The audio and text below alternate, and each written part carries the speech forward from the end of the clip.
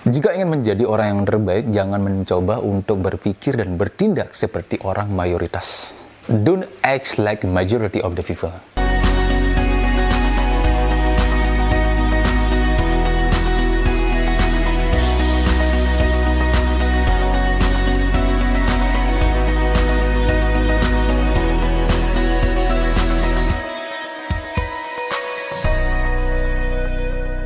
So, selamat pagi, salam dahsyat luar biasa. Kembali lagi bersama saya, Aji Jen Saputra. Mari kita seruput dulu kopi di pagi hari.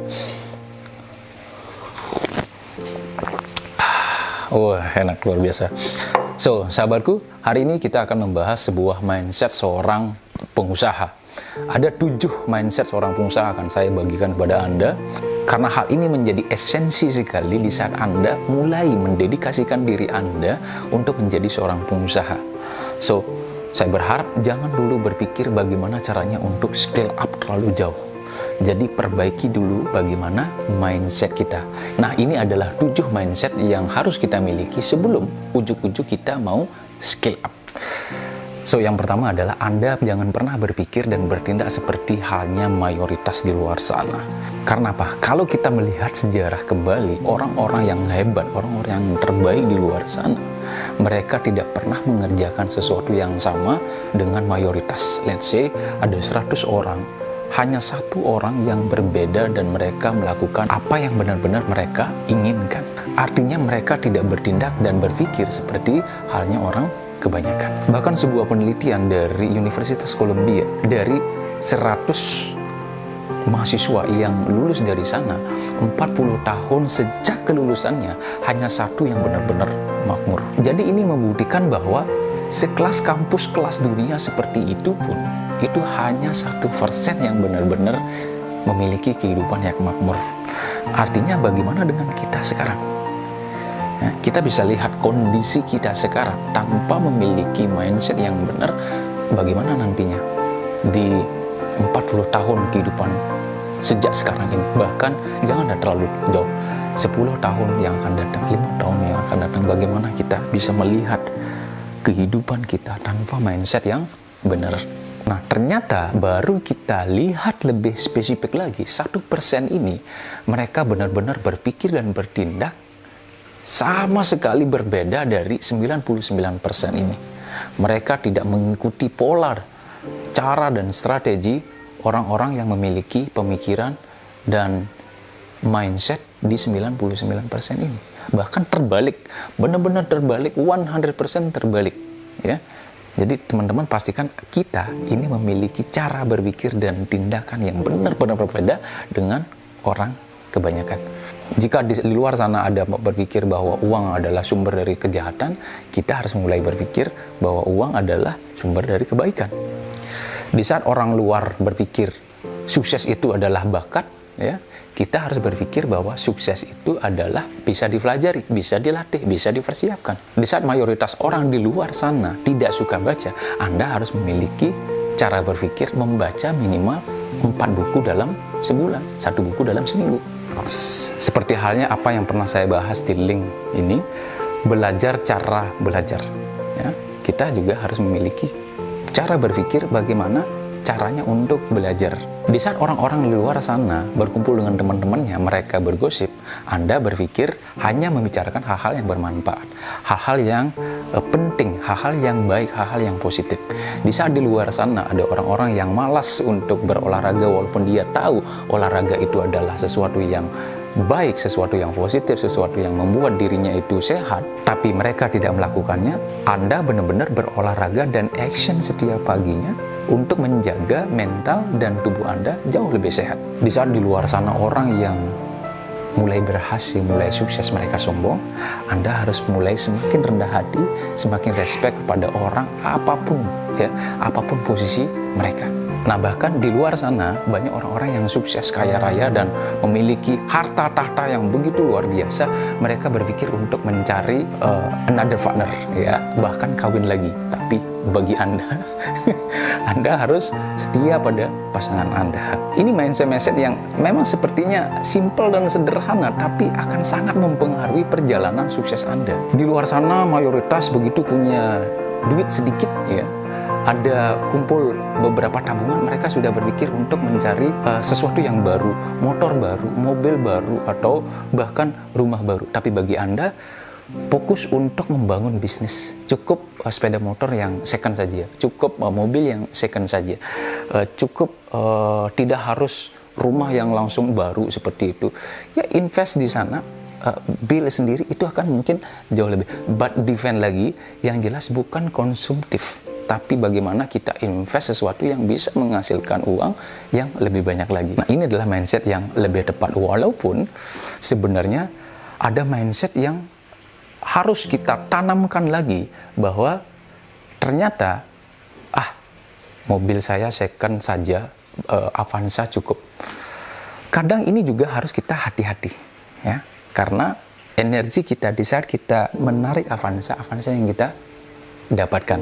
Di saat kita menarik mobil Xenia yang kita dapatkan. Mobil-mobil yang simple, sederhana, itu yang kita dapatkan. But again, di saat kita menginginkan sebuah perubahan yang besar, mindset kita harus tanamkan satu goal yang sedikit lebih besar. Maksudnya di sini related dengan apa yang orang lain kendarai, itu jangan kita mengendarai hal yang sama. Di saat orang lain mengendarai Avanza, ya minimal kita kendarai BMW atau Mercy, misalnya seperti itu, ya. Jadi bawa mindset dan berpikir kita benar-benar berbeda dengan orang lain. Tapi can be 4, 5, 6 sampai ke 10 level daripada mindset teman-teman di luar sana, mayoritas yang ada. Nah, ini mindset pertama di mana kita benar-benar keluar dari apa yang menjadi cara berpikir dan tindakan orang-orang mayoritas di luar sana. Yang kedua, kita harus mulai berpikir bahwa segala sesuatu itu bisa dipelajari.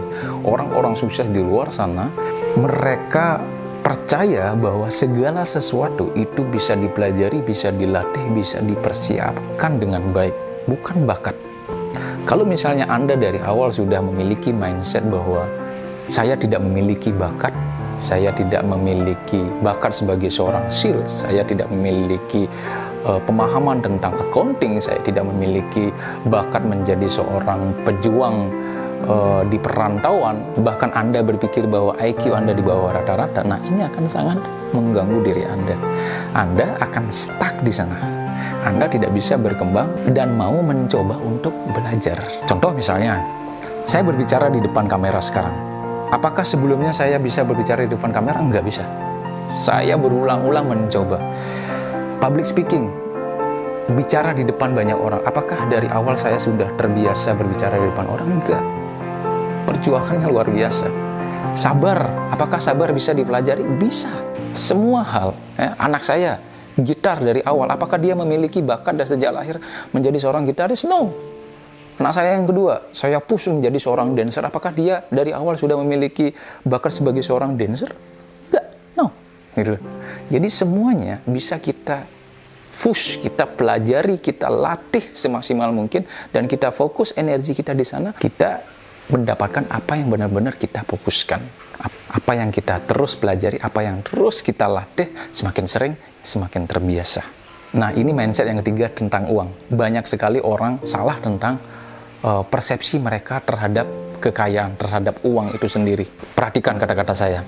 Anda tidak akan pernah menjadi kaya di saat Anda berpikir bahwa uang itu adalah sumber dari kejahatan. Nah, sedihnya lagi adalah tidak jarang di antara kita itu mendengar begitu sering di masyarakat, ya, baik di kota ataupun di kampung sana, kita sudah dari sejak kecil kita ditanamkan hal-hal negatif tentang uang itu sendiri. Contoh misalnya, setiap kali saya melihat orang kaya di sekitar saya ditanamkan bahwa mereka adalah hasil dari korupsi.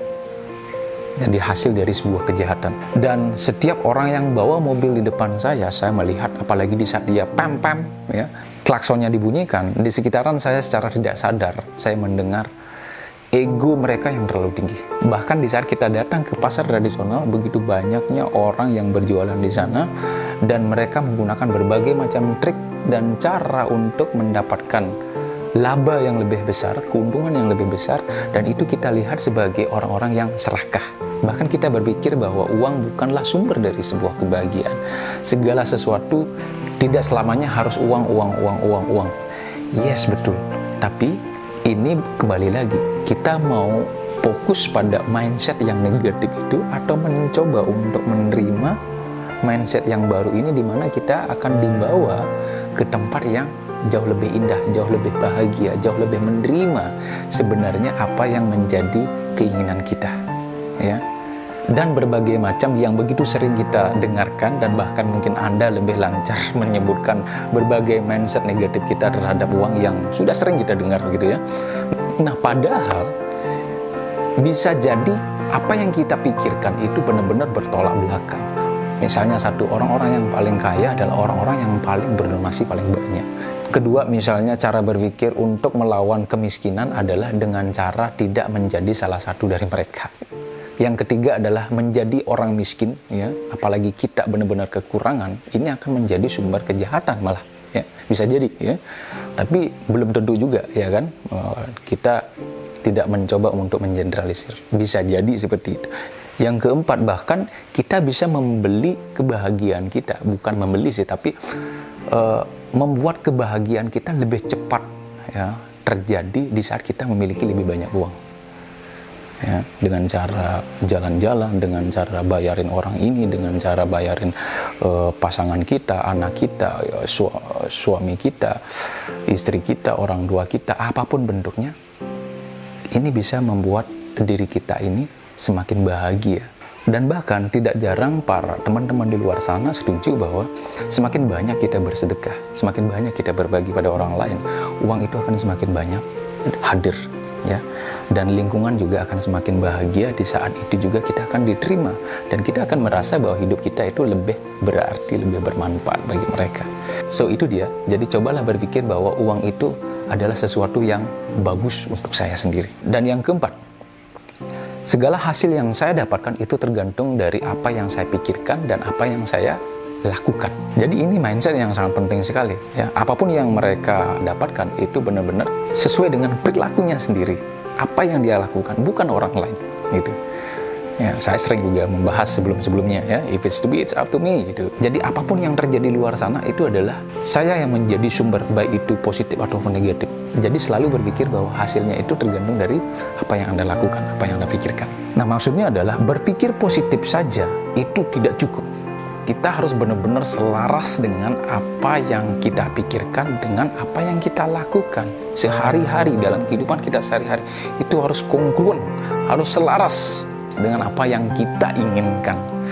Jadi keinginan dan apa yang kita lakukan ini akan menjadi hasil, ya. Ini akan tersambung menjadi hasil nantinya. Enggak bisa hanya keinginan saja, tapi kita terlalu banyak menunda-nunda, ini akan menjadi hanya sebuah impian semata, tidak akan pernah berhasil.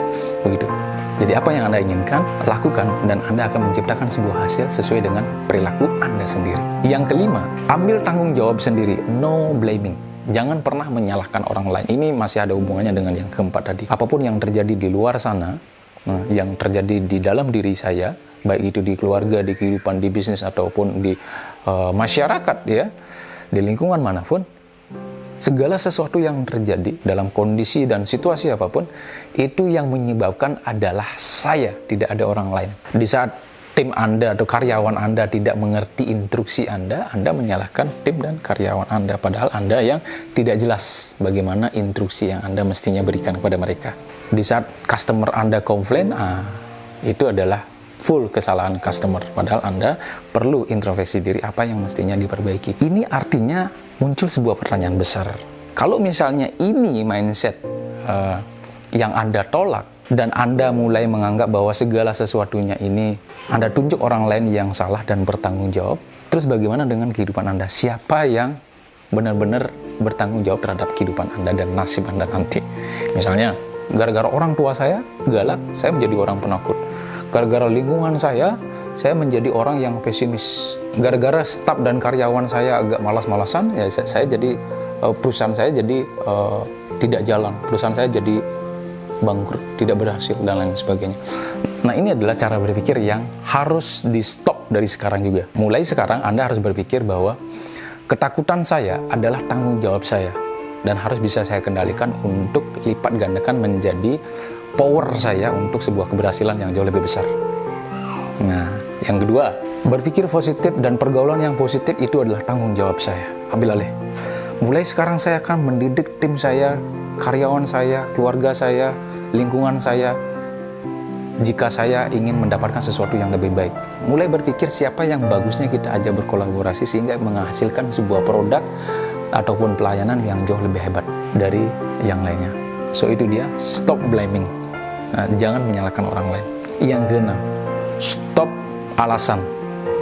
Jangan menceritakan terlalu banyak story yang bahkan itu hanya untuk membuat alasan saja. Tidak menutup kemungkinan di saat kita memberikan alasan, ini juga akan membuat proses dari pengembangan diri kita ini tidak bertumbuh. Misalnya contoh, saya sudah terlalu tua untuk memulai bisnis, untuk belajar sesuatu yang baru, untuk melatih otot-otot saya.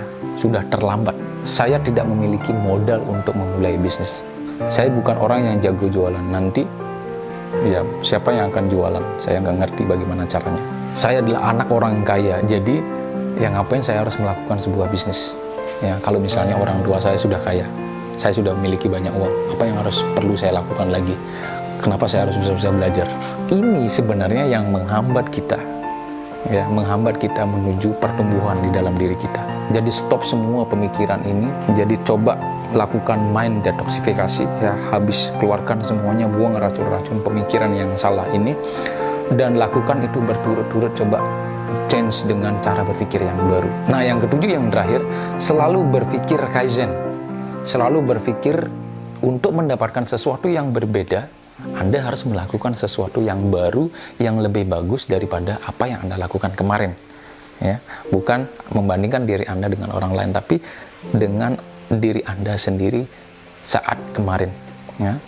Jadi besok apa yang harus Anda lakukan? Anda harus berpikir merencanakan sesuatu yang better than today. So, semoga bermanfaat, mungkin sedikit kepanjangan, ya, tapi please share, comment, and subscribe, sehingga di luar sana lebih banyak orang yang mendapatkan manfaatnya nanti jika menemukan video ini. Mari kita seruput kembali sebagai penutup kopi ini.